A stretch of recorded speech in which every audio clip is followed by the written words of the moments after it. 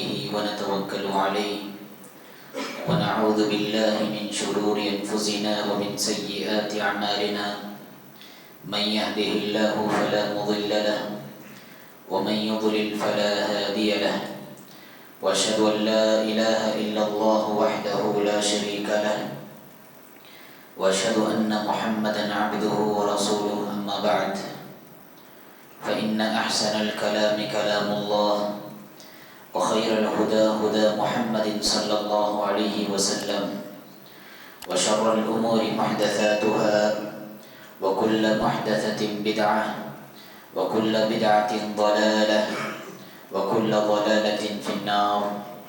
أعوذ بالله من الشيطان الرجيم من همزه ونفخه ونفثه. بسم الله الرحمن الرحيم. إن إبراهيم كان أمة قانتا لله حنيفا ولم يك من المشركين شاكرا لأنعمه اجتباه وهداه إلى صراط مستقيم وآتيناه في الدنيا حسنة وإنه في الآخرة لمن الصالحين ثم أوحينا إليك أن اتبع ملة إبراهيم حنيفا وما كان من المشركين. محترم حاضرین جمعہ، ہر طرح کی تعریفات اللہ وحدہ لا شریک خالق کائنات مالک ارض و سما کے لیے ہے. لاکھوں کروڑوں درود و سلام کا نزول ہو پیارے نبی صلی اللہ علیہ وسلم کی ذات گرامی پر کہ آپ صلی اللہ علیہ وسلم نے رب کے دیے ہوئے احکامات کو رب کے بندوں تک کما حق پہنچا دیا. حضرات، قرآن مجید کی جس سورت کی میں نے آپ کے سامنے چند آیات کی تلاوت فرمائی وہ سورت ہے سورۃ النحل، جس میں اللہ رب العالمین نے ابراہیم علیہ السلام کی سیرت کا مختصر سا حصہ بیان فرمایا ہے، لیکن بڑی ہی جامعیت کے ساتھ اور بڑی ہی عالمگیریت کے ساتھ اللہ رب العالمین نے بہت ساری باتوں کو ان چند آیتوں میں سمیٹ دیا ہے جو کہ سیرت ابراہیم علیہ السلام سے تعلق رکھتا ہے. اللہ تعالیٰ نے فرمایا ان ابراہیم کان امہ، ابراہیم علیہ السلام امام تھے. کیا مطلب کہ ابراہیم علیہ السلام امام تھے؟ مطلب یہ ہے کہ ابراہیم علیہ السلام نے جس بندگی کو بھی اپنایا، جس عبادت کو بھی اپنایا اور جس اطاعت اور خیر کے کام کو اپنایا، اس خوبی کے ساتھ اپنایا، اس کمال کے ساتھ اپنایا کہ اس خوبی میں، اس بندگی میں، اس عبادت میں آپ امام کی حیثیت اختیار کر گئے کہ بعد میں آنے والے لوگ آپ کو دیکھ کر سدھر جائے کہ دیکھو توحید اپنانا ہو تو ایسے اپنایا جائے، دیکھو بندگی کرنا ہو ایسی بندگی کی جائے، کہ دیکھو اطاعت و خیرات کے کاموں میں بڑھ چڑھ کر حصہ لینا ہو تو ایسے حصہ لیا جاتا ہے. ان ابراہیم کان امہ، آپ امام تھے، آپ پیشرو تھے، بعد میں آنے والے لوگ آپ کو دیکھ کر سدھر جائے ایسے آپ امام تھے. ایک تفسیر تو یہ، اور دوسری تفسیر یہ ان ابراہیم کان امہ، ابراہیم علیہ السلام تھے تو ایک فرد لیکن ایک امت کے برابر تھے. آپ کا ایمان ایک امت کے برابر تھا، آپ کا عمل صالح ایک امت کے برابر تھا، آپ کا جذبہ عمل و بندگی ایک امت کے برابر تھا. جتنا ایمان ایک امت کا ہوتا ہے تنی تنہا ابراہیم علیہ السلام کا ایمان وہ کوالٹی کا تھا. ان ابراہیم کان امہ قانتا للہ، اللہ رب العالمین کے فرما بردار. اور یہ فرما برداری ایسی نہیں کہ دل میں آیا تو فرما برداری کر لی، دل میں نہ آیا تو مخالفت کر لی، ایسا نہیں. بدلتے موسم، بدلتے حالات، بدلتے تقاضوں کے باوجود آپ کی بندگی میں کبھی بدلاؤ نہیں آتا تھا. چاہے موسم کیسا بھی ہو، چاہے حالات جیسے بھی ہوں، چاہے وقت جیسا بھی ہو، آپ کے جذبہ بندگی و اطاعت میں کبھی بدلاؤ نہیں آتا تھا، بخلاف ہماری زندگی کے۔ رمضان کا موسم آیا تو ہماری عبادت کا جذبہ بڑھ جاتا ہے، رمضان کا موسم گزر جائے عبادت میں ہم سرد پڑتے ہیں۔ بقرعید کا موسم آتا ہے، بڑے جذبے کے ساتھ جانور کی قربانی دے دیتے ہیں، لیکن بقرعید کا موسم گزر جاتا ہے، اندر کے جانور کی قربانی ہم نہیں دے سکتے۔ لیکن ابراہیم علیہ السلام کی بات ہی کچھ الگ تھی، قانتا للہ، چاہے زمانہ جیسا ہو، چاہے وقت جیسا ہو، چاہے موسم جیسا ہو، آپ کی عبادت و بندگی میں ذرہ بدلاؤ نہیں آتا تھا۔ حنیفہ، آپ کیا تھے؟ حنیف تھے۔ حنیف کس کو کہتے ہیں؟ سارے معبودان باطلہ سے کٹ کر ایک اللہ سے اپنا رشتہ مضبوط کرنے کو حنیف کہتے ہیں۔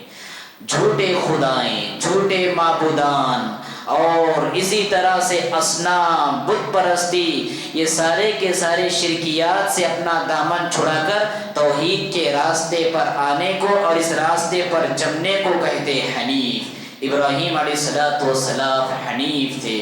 وَلَمْ يَكُ مِنَ الْمُشْرِكِينَ، آپ مشرکین میں سے نہیں تھے۔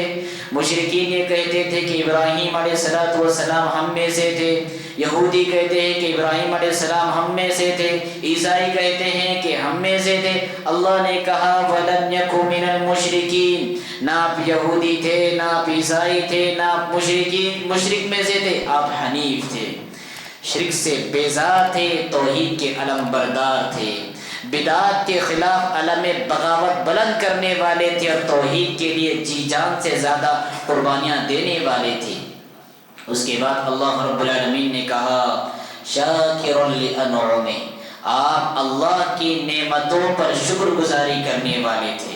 اللہ نے جو جو نعمتیں آپ کو عطا فرمائی، تمام نعمتوں پر آپ اللہ کی شکر گزاری کرنے والے تھے۔ شاکر لانعمہ اجتباہ وہداہ الی صراط مستقیم، اللہ نے آپ کا انتخاب کر لیا اور صراط مستقیم کی آپ کو ہدایت دی۔ وآتیناہ فی الدنیا حسنہ، ہم نے ابراہیم علیہ السلام کو دنیاوی زندگی میں حسنہ عطا فرمایا، بھلائی عطا فرمائی۔ کیا بھلائی تھی؟ توحید آپ کے لیے بہت بڑی بھلائی، نیک بیوی آپ کے لیے بہت بڑی نیکی، نیک اولاد آپ کے لیے بہت بڑی نیکی۔ وَآتَيْنَاهُ فِي الدُّنْيَا حَسَنَةً وَإِنَّهُ فِي الْآخِرَةِ لَمِنَ الصَّالِحِينَ، آپ کی یہ قربانیوں کا اللہ رب العالمین نے نتیجہ اس دنیا میں آپ کو عطا فرمایا کہ توحید کی زندگی عطا فرمائی، نیک اور صالح بیوی عطا فرمائی اور فرما بردار اولاد عطا فرمائی۔ وَإِنَّهُ فِي الْآخِرَةِ لَمِنَ الصَّالِحِينَ، اور آخرت کی زندگی میں تو آپ صالحین کے ساتھ ہوں گے ہی۔ وَآتَيْنَاهُ فِي الدُّنْيَا حَسَنَةً وَإِنَّهُ فِي الْآخِرَةِ لَمِنَ الصَّالِحِينَ ثُمَّ أَوْحَيْنَا إِلَيْكَ أَنِ اتَّبِعْ مِلَّةَ إِبْرَاهِيمَ حَنِيفًا، پھر ہم نے آپ کی طرف یہ وحی کی ہے کہ آپ ملت ابراہیمی کی اتباع کیجئے۔ وَلَمْ يَكُ مِنَ الْمُشْرِكِينَ، دوبارہ اللہ نے کہا کہ جیسا کہ مشرکین دعویٰ کرتے ہیں کہ ابراہیم ہم میں سے تھے، یہ مشرکین نہیں تھے۔ حضرات ابراہیم علیہ السلام کا تعلق امت محمدیہ کے ساتھ کیسا تھا؟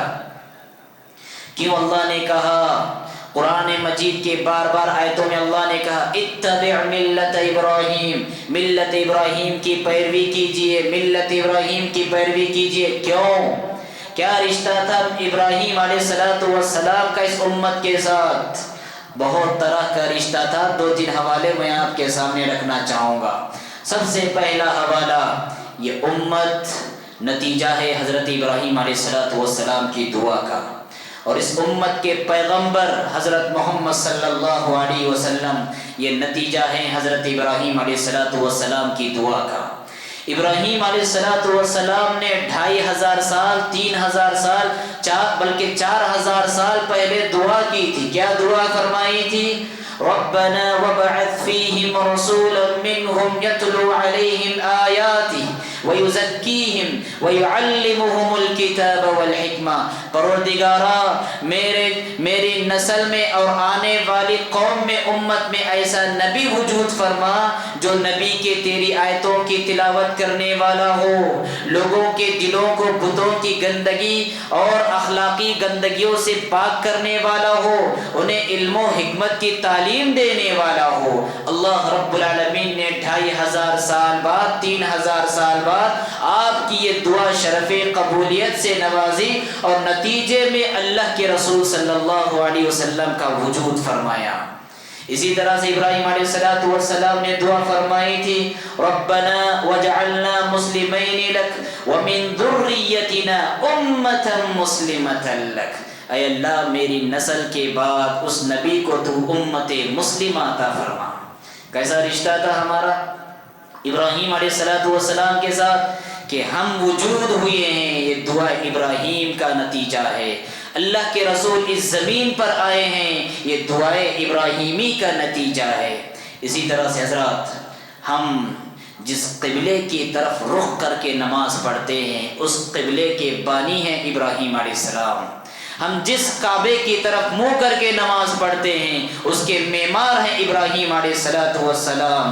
جب رب العالمین کا یہ کلام کہتا ہے وَإِذْ بَوَّأْنَا لِإِبْرَاهِيمَ مَكَانَ الْبَيْتِ أَلَّا تُشْرِكْ بِي شَيْئًا وَطَهِّرْ بَيْتِيَ لِلطَّائِفِينَ وَالْقَائِمِينَ وَالرُّكَّعِ السُّجُودِ۔ اے ابراہیم، یہاں پر میرے بندے نماز پڑھنے کے لیے آئیں گے، رکوع کرنے کے لیے آئیں گے، طواف کرنے کے لیے آئیں گے، سجدہ کرنے کے لیے آئیں گے، لہٰذا آپ میرے گھر کو پاک صاف رکھیے اور سابقہ بنیادوں پر اس کی دیوار کو آپ کھڑا کر لیجئے۔ پتہ چلا اس امت کا ابراہیم علیہ السلام کے ساتھ یہ رشتہ اور یہ ناطہ ہے۔ اس امت کا جو قبلہ ہے اس قبلے کے معمار اور اس قبلے کے بانی حضرت ابراہیم علیہ السلام ہیں۔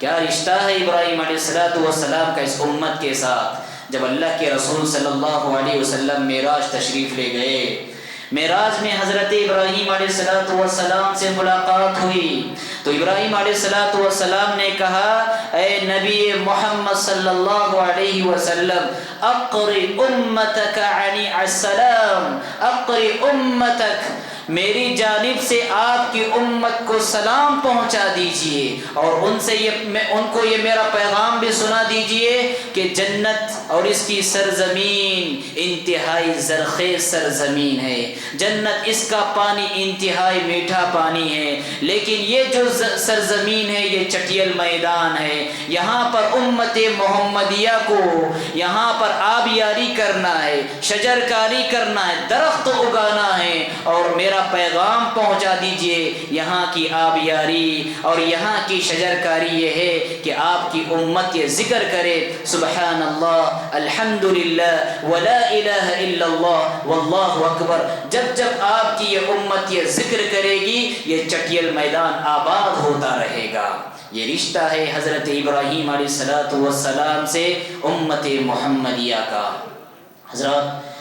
حضرت ابراہیم علیہ السلام کی زندگی میں میرے اور آپ کے لیے بہت سارے اسباق ہیں اور بہت ساری عبرتیں ہیں اور بہت ساری علامتیں ہیں۔ دو چند مختصر سے وقت میں آپ کے سامنے رکھنا چاہوں گا۔ سیرت ابراہیمی کے حوالے سے سب سے پہلا اور سب سے عظیم پیغام یہ ہے، ابراہیم علیہ السلام کا ایک ایک سانس، آپ کی زندگی کا ایک ایک سانس اور ایک ایک لمحہ توحید کے لیے تھا۔ توحید کے لیے آپ نے زندگی گزاری، توحید کے لیے آپ نے گھر کی قربانی دی، توحید کے لیے آپ نے اپنے شہر کی قربانی دی، توحید کے لیے آپ نے اپنے رشتہ داروں کی قربانی دی، توحید کے لیے آپ نے اپنی چاہتوں کی قربانی دی، توحید کے لیے آپ نے اپنی خواہشات کی قربانی دی، توحید کے لیے آپ نے اپنے ارمانوں کی قربانی دی، توحید کے لیے آپ نے اپنی محبتوں کی قربانی دی۔ ابراہیم علیہ السلام کی سیرت کے حوالے سے کئی جگہ اللہ رب العالمین نے ان کے اور ان کی قوم کے درمیان ہونے والا مناظرہ بیان فرمایا ہے، ان کے اور ان کے باپ کے درمیان ہونے والا مناظرہ بیان فرمایا ہے، ان کے اور قوم کے بتوں کے درمیان جو معاملہ تھا ان کو بیان فرمایا۔ کہیں اللہ رب العالمین نے کہا، ابراہیم علیہ السلام نے کہا تاللہ لأکیدن اصنامکم بعد ان تولوا مدبرین، اے میری قوم کے لوگوں اللہ کی قسم میں تمہارے بتوں کو ضرور ریزہ کر کے رہوں گا۔ اور جب قوم کے لوگ پلٹ کر آئے تو دیکھا فجعلهم جذاذا الا كبيرا لهم لعلهم اليه يرجعون، ان کے جو بت بنے ہوئے تھے، بتوں کا جو علاقہ تھا، آپ نے سارے بتوں کو ریزہ کر دیا۔ فجعلهم جذاذا، قرآن نے کہا سارے بتوں کو آپ نے ریزہ کیا۔ سوچو کیسا آپ کے بازوں میں دم تھا، کیسے بازوں میں آپ کی طاقت تھی، اور کیسی جواں مردی تھی کہ سارے قوم کے سارے بتوں کو آپ نے ریزہ کر دیا سوائے ایک بڑے بت کے۔ کیسا حوصلہ تھا آپ کے اندر، اور کیسا جذبہ تھا آپ کے اندر، کیسی طاقت تھی آپ کے اندر کہ ایک کلہاڑی لیتے ہیں اور سارے قوم کے بتوں کو آپ پارا بنا دیتے ہیں، ریزہ کر دیتے ہیں۔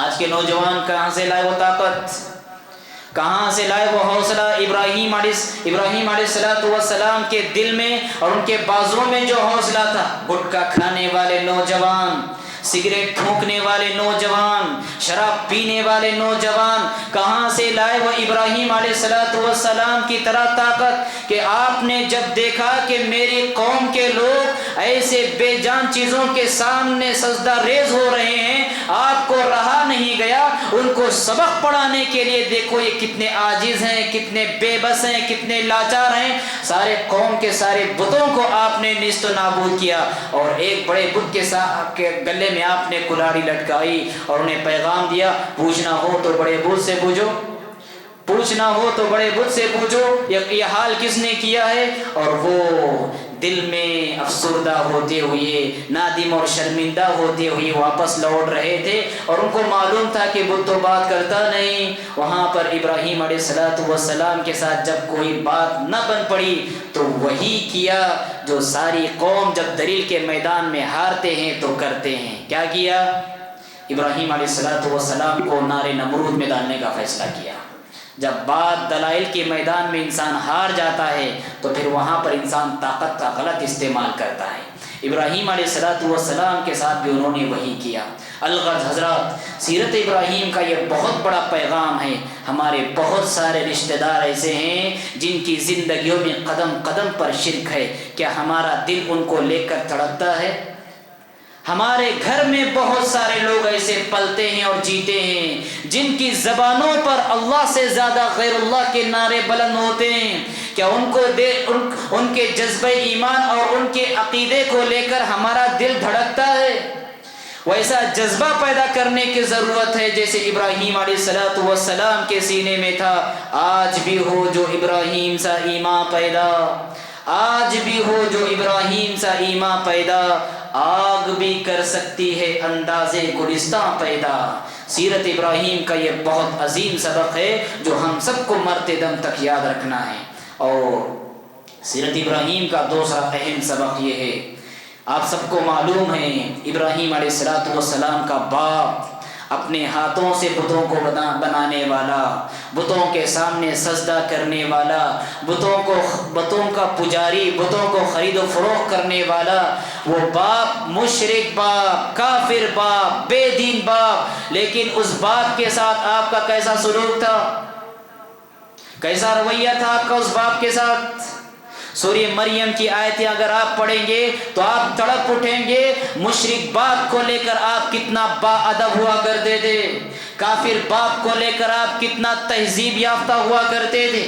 قرآن مجید کی کئی آیتوں میں اللہ رب العالمین نے، اور خصوصاً سورہ مریم کی آیتوں میں اللہ رب العالمین نے کہا وَإِذْ قَالَ إِبْرَاهِيمُ لِأَبِيهِ يَا أَبَتِ لِمَ تَعْبُدُ مَا لَا يَسْمَعُ وَلَا يُبْصِرُ وَلَا يُغْنِي عَنْكَ شَيْئًا، ابو جان ایسی بے جان چیزوں کی کیوں پرستش کر رہے ہیں جو نہ آپ کو فائدہ دے رہے ہیں اور نہ ہی تو آپ کو نقصان دے رہے ہیں؟ ابو جان، میرے پاس اللہ کی جانب سے وہ علم آیا ہے جو علم کے آپ کے پاس نہیں آیا۔ ابراہیم علیہ السلام وقت کا سب سے بڑا عالم انسان، وقت کا سب سے بڑا موحد انسان اور وقت کا سب سے باکمال انسان اپنے باپ سے کیسے عاجزانہ درخواست کر رہا ہے، ابو جان میرے پاس وہ علم آیا ہے جو علم کہ آپ کے پاس نہیں۔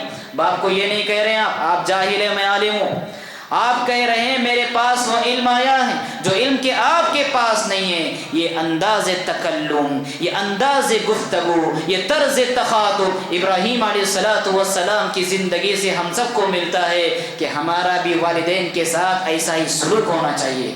بڑے افسوس کے ساتھ کہنا پڑتا ہے نوجوان طبقہ والدین کو لے کر کیسا رویہ اور سلوک اپنایا ہوا ہے۔ بوڑھا باپ اور یہ کالج میں پڑھنے والا نوجوان، یہ کمپنی میں جاب کرنے والا نوجوان، یہ بوڑھا باپ، اس کے گھر میں جب اس کا آفس کا باس آتا ہے تو اس کے قدموں میں جھک جاتا ہے۔ اس کے گھر میں جب اس کا باس آتا ہے تو قدموں میں جھک جاتا ہے، استقبال کرنے کے لیے گیٹ سے باہر جاتا ہے، لیکن وہی اس کا باپ، بوڑھا باپ، کپ کپاتے ہوئے ہاتھوں سے، لرزتے ہوئے پیروں سے مارکیٹ جا کر وزن چیزیں اپنے کاندھوں پر سوار کر کے لاتا ہے، اس کے کان پر کوئی جو تک نہیں رنگتی۔ رات میں بیماری سے پریشان باپ، بیماری سے پریشان، کھانس کے پریشان، دوائیوں کے لیے مجبور، لیکن یہ اٹھتا ہے اور کہتا ہے کیا بار بار کھانسی، تمہاری کھانسی کی وجہ سے ہم پریشان ہیں، ہم میاں بیوی پریشان ہیں، پانی پی لو اٹھ کر۔ اس طرح لہجہ رویہ اپنایا ہوا ہے نوجوان۔ اس کے پاس فون ہے 50,000 کا، 1 لاکھ کا فون ہے، 1.5 لاکھ کا اس کے پاس فون ہے، لیکن باپ کی جوتیاں دیکھے نوجوان، گھس گھس کر اس کے تسمے ٹوٹ گئے، نیچے سے جوتی کا پورا حصہ کٹ گیا، لیکن باپ کو جوتیاں دلانے کی توفیق نہیں۔ ایسا سلوک ہے آج کے نوجوان کا اپنے ماں باپ کے ساتھ۔ اور تو اور اگر یہ غریب باپ اس کے کالج میں جائے یا اس کے فرینڈ سرکل میں ملاقات کرنے کے لیے اس کے پاس جائے تو بیٹا پانی ہو جاتا ہے۔ وہ باپ جو اس کو کاندھوں پر سوار ہو کر اور بڑے فخری انداز میں کہتا تھا کہ یہ میرا لال ہے، یہ میرے جگر کا ٹکڑا ہے، یہ میرا اپنا دل ہے، یہ میری اپنی دنیا ہے، جو باپ اس کو لے کر فخر کا اظہار کرتا تھا، اور یہی باپ جب اس کے فرینڈ سرکل میں جاتا ہے، اس کی آفس میں جاتا ہے، اس کے کالج میں جاتا ہے، بڑی شرمندگی کے ساتھ کہتا ہے، باپ کہنا بھی گوارا نہیں کرتا، یہ کہتا ہے میرا رشتہ دار ہے، نعوذ باللہ من ذلک۔ ایسا سلوک ہے نوجوانوں کا، جس باپ نے اپنی جوانی کی ہڈیوں کو گلا کر اس کی ہڈیوں میں پنایا اور اس کو طاقتور اور مضبوط بنایا، بڑے ہونے کے بعد اس کا سلوک بدل گیا۔ جس ماں نے اپنے جگر کا خون جلا کر اس کے اپنی ہڈیوں میں خون پلایا، اس ماں کے ساتھ اس کا ایسا سلوک ہے اور ایسا رویہ ہے کہ ماں باپ کی کمائی ہوئی عزت و آبرو کو یہ سڑکوں پر لا کر نیلام کرنے سے گریز نہیں کرتا۔ اللہ کے رسول صلی اللہ علیہ وسلم نے فرمایا تھا، آپ نے فرمایا تھا کہ اللہ رب العالمین آخرت سے پہلے اس زمین پر 2 گناہ ایسے ہیں ان کی سزا اس زمین پر ہی دے دیتا ہے۔ 2 گناہ اس زمین پر ایسے ہیں اللہ رب العالمین آخرت سے پہلے زمین ہی پر دے دیتے ہیں۔ آپ نے فرمایا البغی وعقوق الوالدین، وہ پہلا گناہ ہے ظلم کرنا اور دوسرا ہے ماں باپ کی نافرمانی کرنا۔ جاب کے لیے کیوں پریشان ہے نوجوان؟ کیوں پریشان ہے جاب کے لیے؟ 10 جگہ چکر کاٹنے کے باوجود بھی ناکام، امتحان میں محنت کر رہے ہیں، کامیابی کے اعلیٰ درجے پر نہیں پہنچ رہے، کیوں؟ ان کے گھروں میں دیکھو ان کے والدین کا کیا احترام ہے۔ جس گھر میں والدین کا احترام نہ ہو وہ گھر کبھی احترام کے لائق نہیں ہو سکتا۔ سیرت ابراہیمی کا یہ پیغام ہے، باپ چاہے جیسا ہو باپ باپ ہوتا ہے، ماں چاہے جیسی ہو ماں ہوتی ہے، اس کا احترام انسان کو بلند کرتا ہے، سر بلند کرتا ہے۔ آپ دیکھیں کتنے ہی واقعات ایسے ہیں، ایک کمزور انسان، ایک ان پڑھ انسان، جاہل انسان، کچھ نہیں اور اتنا ٹیلنٹ بھی نہیں، لیکن ماں باپ کی دعا ایسی لگ گئی ان کو کہ سبحان اللہ بڑے بڑے انجینئر ان کے ہاتھ کے نیچے کام کرتے ہیں، اور بڑے بڑے پڑھے لکھے انسان ایسے ہیں ڈگریاں لے کر گھوم رہے ہیں، پریشان ہیں، کہیں بھی جاب ملنے کی امید تک نظر نہیں آ رہی ہے۔ یہ کیوں ہے؟ یہ والدین کے ساتھ ناسلوکی اور بدسلوکی کے یہ انجام اور مظاہر ہیں۔ اسی طرح سے حضرات سیرت ابراہیمی کا ایک اہم پیغام یہ بھی ہے، ابراہیم علیہ السلام نے اپنے بیٹے کی جو تربیت فرمائی، ابراہیم علیہ السلام نے اسماعیل علیہ السلام کی جو تربیت فرمائی، اور اپنے اولاد کے دین اور اسلام اور عقیدے کو لے کر جتنا تڑپتے تھے، کیا آج ہم میں سے ہر والدین اپنے اولاد کے دینی تربیت کو لے کر ویسا فکر مند ہوتے ہیں؟ ابراہیم علیہ السلام نے کیا دعا فرمائی، کتنی پیاری دعائیں ہیں جو اللہ نے قرآن کا حصہ بنا دیا ان کی دعاؤں کو۔ زیادہ بڑی دعا نہیں، مختصر سی دعا، لیکن اللہ رب العالمین نے ایسا انقلابی دعا بنا دیا کہ 1400 سال تک اب وہ دعا پڑھی جاتی رہے گی اور مسلمان دعا کرتے رہیں گے۔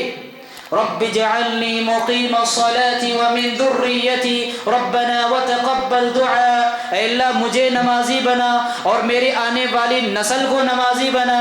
وجنبنی وبنی ان نعبد الاصنام، مجھے بت پرستی کے فتنے سے بچا، میری آنے والی نسل کو بت پرستی کے فتنے سے بچا۔ یہ دینی تربیت کو لے کر آپ کی فکر مندی تھی، اور ہم میں سے بہت سارے والدین کی فکر مندی کیا ہے؟ کب میرا بچہ نیٹ کا ایگزام پاس کرے گا، کب میرا بچہ MBBS میں اعلیٰ نمبرات لائے گا، کب میرا بچہ اسٹیٹ لیول پر پہلا نمبر آئے گا، یہ ہماری فکر۔ میرا بچہ مسلمان ہے یا نہیں، فکر نہیں۔ میرا بچہ فجر کی نماز پڑھ رہا ہے یا نہیں پڑھ رہا ہے، اس کی فکر نہیں۔ میرے بچے کے اپنا اخلاق اور اس کی جوانی اب تک باحفاظت موجود ہے یا نہیں، یا اس کی عزت و آبرو لٹ گئی، یہ صورتحال ہے ہماری آج۔